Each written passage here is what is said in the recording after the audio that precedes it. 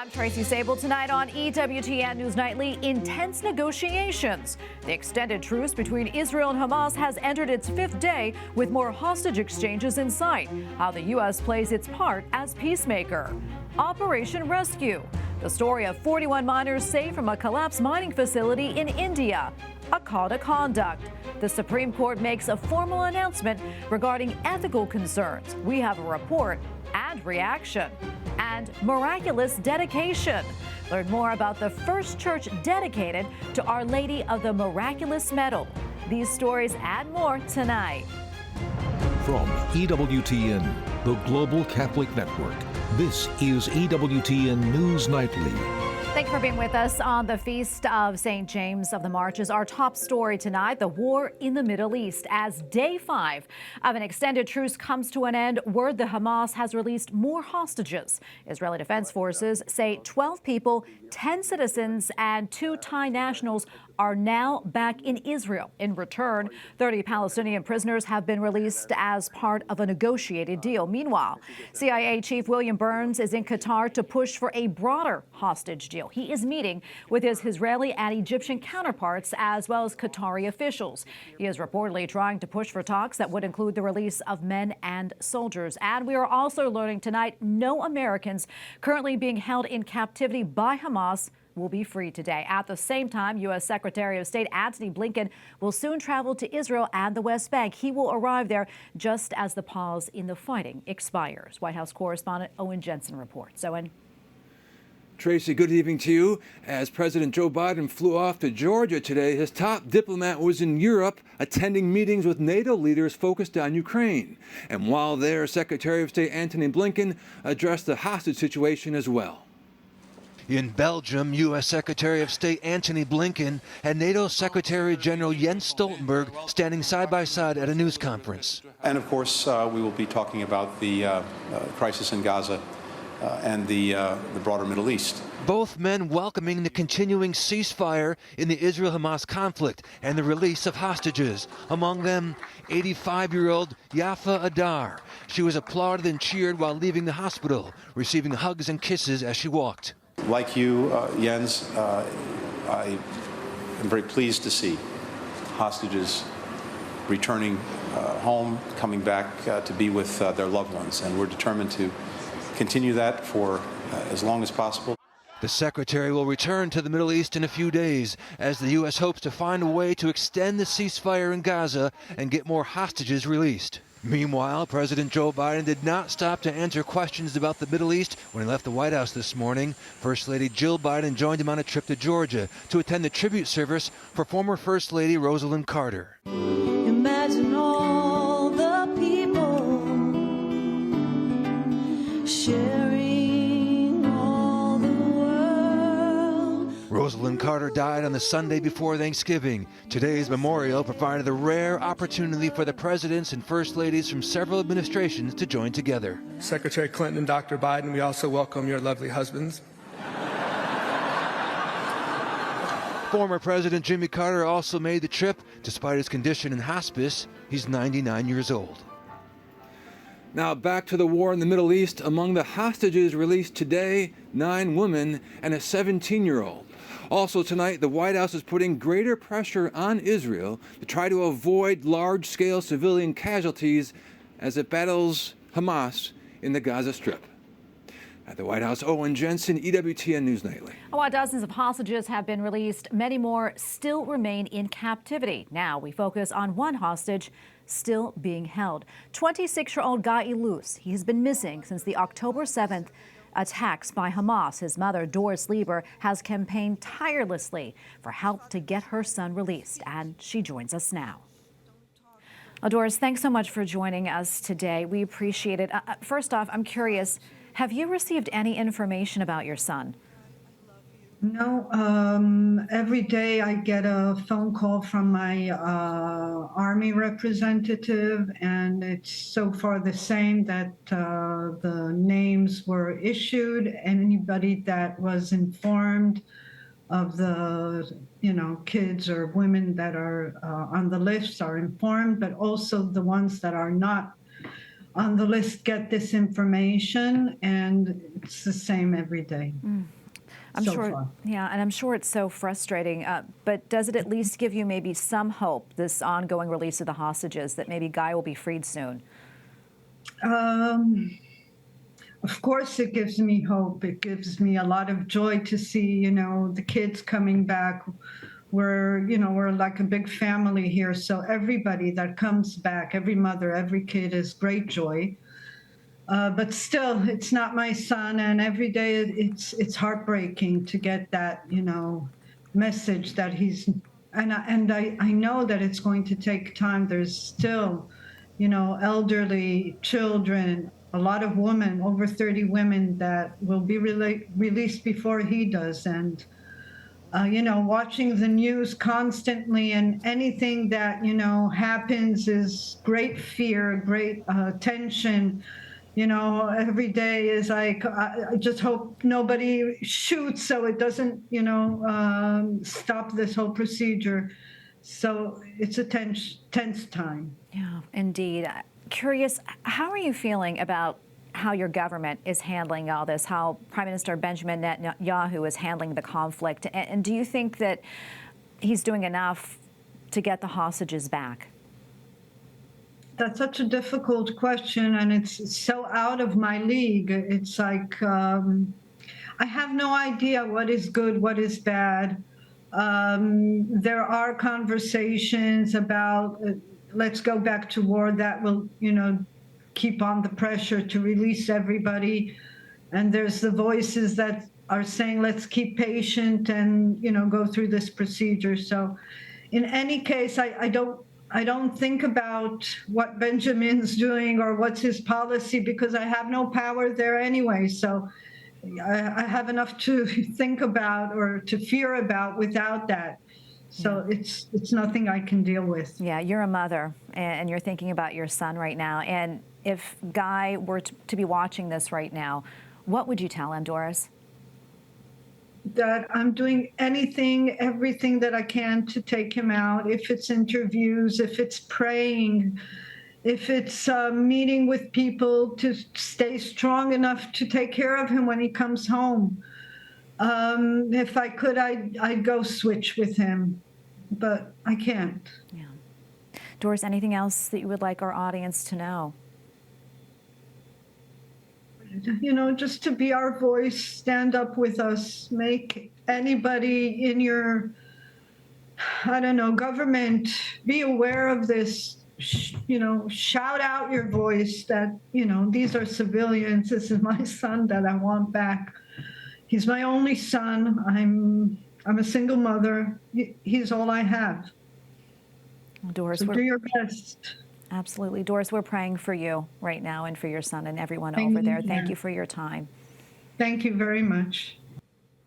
Another major story, we are following the health of the Holy Father. Today, the Vatican says that Pope Francis is improving after suffering from the flu and lung inflammation, but he will not travel to Dubai later this week. Pope Francis had been set to attend a conference on caring for the environment. He canceled that trip on the advice of his doctors. The Holy See press office says Pope Francis will hold his weekly talk with pilgrims tomorrow at the Vatican. Well, Finland is set to close its last border crossing with Russia. The Nordic country says the decision was made over concerns about migration. Finland's prime minister accuses Moscow of sending around 900 migrants into the country after it joined NATO. The Kremlin denies the claim.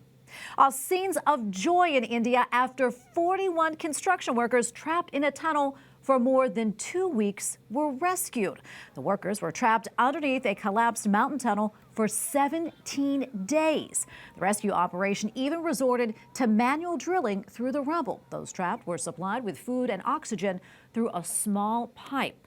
The rescued workers were greeted by family members. We have a lot more still to come here on EWTN News Nightly, including question of faith.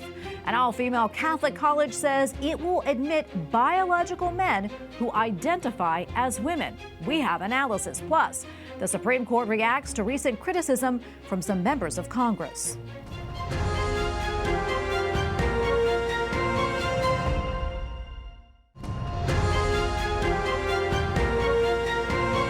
The Diocese Police of Fort Wayne South Bend is speaking out about the decision by an all-women's Catholic college in Indiana to admit biological men who identify as women.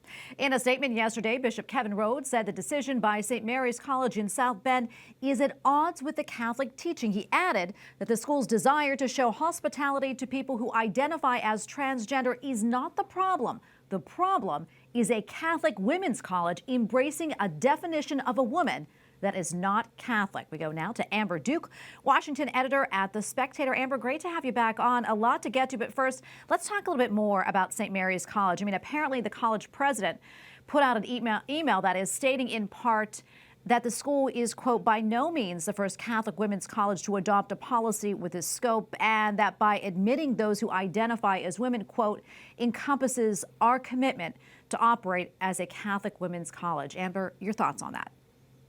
It's just beyond disturbing and unfortunately a trend among many Catholic colleges to really reject traditional Catholic theology and Catholic teaching. I mean, the reality is that if you read about the church's stance on gender ideology in a document from Bishop Burbidge from the Arlington Diocese, he lays out very clearly that the church is required and its patrons are required to adhere to biological truth, that God did not put people in the wrong bodies, and that God did not make it so that people could become a member of the opposite sex. He created them man and woman. And for a Catholic college to suggest that a man who believes he is a woman is somehow on equal par and deserves the same protection as a biological woman is just wrong. And I feel so deeply for the young women there who are having to go through this situation without having the power available to them to properly fight back and protect their own rights. Yeah, and as a parent, if I'm sending my daughter to a Catholic college that is single sex, I mean, there's a reason for that. So when the school changes its policy like this, Amber, what kind of message do you think it sends to parents and also students? I think it's a good reminder to parents to be very careful about where they send their kids to college and how they're spending their money. I think this would definitely be grounds for a transfer, right? If you went into this college and paid all of this money believing that your daughter was going to be able to have a single sex space and that was violated by the president there, I mean, at the very least, you should get a refund. You should definitely send your daughter somewhere where they're interested in actually protecting her rights. I just can't imagine both for the parents and the young women being put in that situation and having to make such a difficult decision that impacts both their safety, their mental health, as well as their professional future. It's really just a shame to see. Yeah, Amber, something else I'm going to talk about. You know, the holiday season, it's upon us right now. And most retailers, that is, have their Christmas items on full display, including Target. In fact, a few of their items are raising eyebrows right now, including a gay pride nutcracker figure and Santa Claus with a same-sex pride rainbow flag. Amber, what do you make of Target's decision here to sell these items around the Christmas holiday, especially after it received so much customer backlash for, you know, some of its LGBTQ products during so-called Pride Month? Right. I mean, I never expect corporations to adhere to any particular values. I think corporations tend to value profit margins more than pretty much anything else, which is, I guess, one of the reasons why this was so surprising, as you mentioned, after they faced boycotts and backlash for previous pride lines targeting children. To go ahead and add this to the Christmas holiday seems like an unwise decision for a business that has already seen their profits decline because of those choices. I think it's a problematic trend, though, among all of corporate America that the Christmas season has become very commercialized and has really lost the underlying meaning, of course, which is the birth of Christ.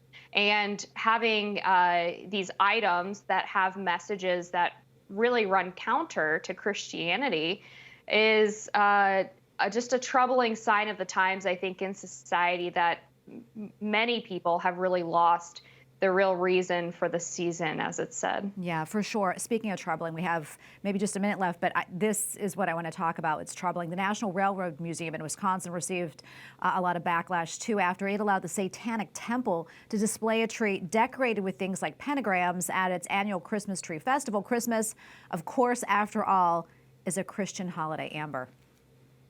Yes, the Satanic Temple has been causing all kinds of stirs around the country. They've recently come under fire for trying to add after-school Satan clubs to a number of elementary schools around the country, most notably near where I live in Norfolk, Virginia. And they are intentionally trying to divide people and rile people up. And I think it's important to remember that although the people in the Satanic Temple might claim to not believe in Satan and demons and versus evil, but that doesn't mean that they're not perpetuating it with their actions. And so all of us, I think, need to be careful when we see these people in action to understand that these things are very real and they have real effects on our lives, and to stay far, far away. Absolutely. Amber, great to have you on and great to get your insights. We appreciate it. Thank you. The Supreme Court continues to face criticism over allegations of ethical lapses by some of its justices. They involve lavish trips and other personal luxuries. Just recently, the court came out with a code of ethics to police themselves, but several Washington think tanks and Democrats say there is no way the justices can do it effectively. Capitol Hill correspondent Eric Rosales reports. Eric? Good evening, Tracy. The courts have been under pressure to act ever since a series of reports raised questions about whether the justices were following the rules. Some say that the self-policing system the justices have proposed doesn't inspire much confidence, and more needs to be done. In the statement signed by all 9 justices, they write, quote, "The absence of a code has led in recent years to the misunderstanding that the justices of this court, unlike all other jurists in this country, regard themselves as unrestricted by any ethics rules. To dispel this misunderstanding, we are issuing this code. It requires justices to uphold the integrity and independence of the judiciary and avoid impropriety and the appearance of impropriety in all activities." Editorial boards from Bloomberg to the New York Times claim that's not enough, and Senate Democrats agree. The court's new code of conduct does not appear to contain any meaningful enforcement mechanism to hold justices accountable for any violations of the code. It also leaves a wide range of decisions up to the discretion of individual justices, including decisions on recusal from sitting on cases. Senate Judiciary Committee member Sheldon Whitehouse, who is behind a bill to impose a code of ethics on justices, wrote, quote, "The code of ethics is not binding unless there is a mechanism to investigate possible violations and enforce the rules. The honor system has not worked for members of the Roberts Court." But Republicans tell me Congress has no right to intervene in another branch of government, and all Democrats are trying to do is attack the conservative voice. The Supreme Court is a separate functioning branch of government. I would have no idea what type of guardrails to put around the Supreme Court. I think that they should police themselves, so to speak. I don't think there's anything broken over there. They're doing something on their own to put an ethics kind of platform in place. I don't think there's anything wrong with that. But I think when you focus on those kinds of issues, that's mostly distraction. That's part of the way the game works here. The saga is far from over. Democrats over in the Senate Judiciary Committee want to subpoena 2 major wealthy conservatives with ties to Justice Clarence Thomas and Samuel Alito. Republicans are firing back, proposing more than 150 additional subpoenas targeting donations from liberal individuals and groups to the High Court. At the Capitol, Eric Rosales, EWTN News Nightly. Up next on EWTN News Nightly, the center of attention. Pope Francis releases his prayer intention for the month of December. Plus, Capitol Hill is ready for the Christmas season with this grand exhibit. Stay tuned to learn more.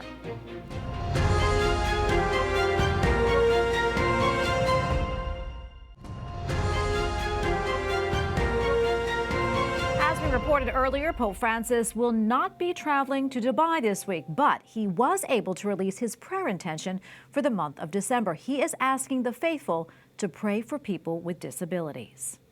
Entre nosotros están las personas con discapacidad. In the video message, the Holy Father asked that we make people with disabilities the center of attention, saying many of them suffer rejection. He also called for governments and others to add programs to encourage active participation. Well, as November National Adoption Month comes to a close, we remember the words of St. John Paul II to the meeting of adopted families in 2000. To adopt a child is a great work of love. When it is done, much is given, but much is also received. It is a true exchange of gifts. According to UNICEF, there are more than 43 million displaced children worldwide. The group cites the wars in Ukraine and Gaza, political and social unrest, along with several natural disasters as causes for high numbers of orphans. And while the situation seems daunting, Lifeline Children's Services is continuing to raise awareness and implore the faithful to take action. And here to share more about the organization's push is Herbie Newell, President and Executive Director of Lifeline Children's Services. Herbie, good to see you again. I know you have extensive firsthand experience helping vulnerable children throughout the world. Talk to us more about that, what the situation is like up close in these communities. Yes, for sure. I even look at that message that you just gave from the Holy Father of looking in December at those who are disabled. And what we see is that vulnerable children around the world are those that are in need. They are those who have been disabled, those who have been displaced, those who've been hurt. And those are the ones that need help. And, as a people of faith, the great thing is it's not just a response for us here in the United States, but it's literally a response for the church around the world to care for those vulnerable children, to care for those children who have lost family members and who don't have a place to belong because of war, disease, sickness, poverty, famine. And as the church, we have a responsibility. And I love the quote you said as well from Pope John Paul II. Not only are we giving, but we truly are getting a blessing in return as we love these children and show them the love of Christ Jesus. Yeah, it is so important. I want to go back to that number that I mentioned earlier, 43 million children displaced. That's really heart-wrenching, Herbie. Can you give us a sense maybe what life is like for those children? And is the situation, is it getting any better or is it getting worse in terms of those numbers? Yeah, I would say that those numbers, unfortunately, are not getting better. As you look around the world, and even here at home, you see so many different reasons why kids are being displaced. And, the situation is these are kids that are living on the streets. The best case scenario for many of these kids is living in institutions. And as we know, living in an institution is no home. It brings some level of security, but it doesn't leave the security that a child needs. And when you really look at the needs of a child has very basic needs, but one of their very most basic needs is knowing that they can trust what tomorrow will bring, knowing that there's going to be someone there to meet their needs. There's going to be consistency, and that consistency in a child builds dependency, and it also builds one day independence. And so when children don't have that ability to trust, ability to even have relationships where they can grow in education, grow in personally and emotionally, it really does put a detriment to children. The other thing, unfortunately, with a lot of these controversies we see now in Ukraine and, of course, in Israel, and even hearkening back to a guest you had earlier, unfortunately, we see kids in absolutely abhorring situations because of some of these conflicts, living imprisoned, living in groups, living in unsanitary conditions. And so it definitely is something that should spur us on as the church to do something aggressively good. And what I would say is, in a justice way, gospel-driven. Yeah. Herbie, before I let you go, I want to talk more about that, how we can get involved. If somebody wants to adopt a child, how can they do so? I know there's a lot of steps that you need to take, but can you maybe talk about what your organization does? And if people need more information, how can they get it? Yeah, absolutely. You can always look us up at lifelinechild.org. Again, that's lifelinechild.org. If you're in the United States, I would be remiss to say, too, most every Catholic diocese has an ability to help you get a home study, to help you get prepared. And that's the first step of any adoption is a home study. It's making sure that you meet the requirements, making sure that you have adequate space. And at Lifeline or your Catholic diocese, we'd love to walk you through that process to get you ready. And there's really a lot of different options for adoption. I'll just highlight a couple. One is infant adoption domestically. So helping a woman who's going through an unplanned, unwanted pregnancy by providing a home to the child in her womb. The second thing is adopting out of foster care. And so we have almost 500,000 kids here in the United States living in foster care that need a mom and a dad. They need a home. And so we'd love to help families connect with those. And then international adoption as well. some of these kids that have been displaced, that because of war or famine or disaster, find themselves without families. We want to help find those kids internationally homes as well, where they can get the help that they need. And so we'd love to help. Again, that's lifelinechild.org. On social media, people can find us at Lifeline Child.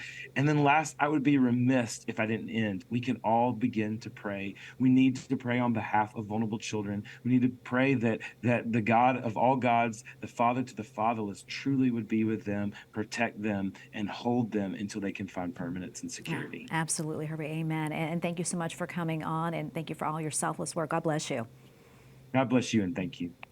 Well, a town in southern Brazil boasts the first church dedicated to Our Lady of the Miraculous Medal. The town in the southern part of Brazil honored Our Lady of the Miraculous Medal with a church dedicated in 1850. Since then, citizens and visitors have received many special graces, including in the 1930s when Our Lady's intercession was credited with ending a prolonged drought. And finally tonight, the Christmas season is getting into full swing on Capitol Hill. The lights are on inside this U.S. Capitol gingerbread house, complete with a train set, skating gingerbread man, and even a snowman riding a sleigh. And if you'd like to see it for yourself, well, it is on display inside the basement of the Cannon Building. Very cool. And we thank you for watching tonight. Remember, you can follow us on social media, Facebook, X, and Instagram at EWTN News Nightly. I'm Tracy Sabol. Good night, and God bless.